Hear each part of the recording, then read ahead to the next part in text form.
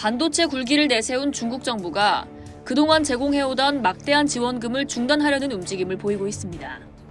돈은 돈대로 드는데 이렇다 할 성과는 보이지 않기 때문인데요. 오히려 미국 제재의 원인만 제공한 셈이라는 목소리가 나오고 있습니다. 4일 미 블룸버그 통신은 중국 고위 관리들이 성과는 거의 없고 미국의 제재만 야기한 반도체 보조금 지급을 중단하는 방법을 논의하고 있다고 보도했습니다. 대신 이들은 중국 내 반도체 제조업체를 돕기 위해 반도체 소재업체의 가격 인하를 유도하는 등의 대안을 찾고 있다고 하는데요. 이러한 논의는 지난해 10월 시진핑 주석이 3선을 확정 지은 후 고위 관리들에게 주요 기술 분야에서의 자주성을 갖춰야 한다고 당부함으로써 시작됐습니다. 이후 당국자들은 반도체 업계의 보조금 지급을 계속해야 하는지에 대한 논의를 이어갔는데요. 지난 수년간 코로나19에 대응하느라 많은 자금이 쓰인 상태라 자금 조달 여력이 충분하지 않기 때문입니다. 중국 정부는 그동안 반도체 주도권을 갖기 위해 정부 주도의 투자를 아끼지 않아왔습니다.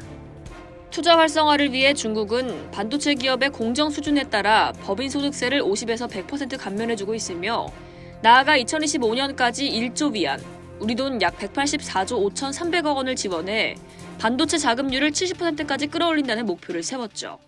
2014년 빅펀드로 불리는 450억 달러 규모의 국가적 펀드를 만든 후 SMIC, 양쯔 메모리 테크놀로지 등 수십 개 업체를 지원했는데요.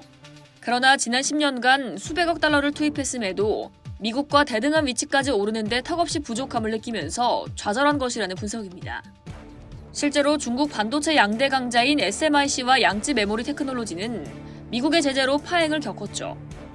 여기에 반도체 업계의 뇌물 등 부패가 드러나면서 투자의 비효율성에 대한 문제가 제기됐습니다.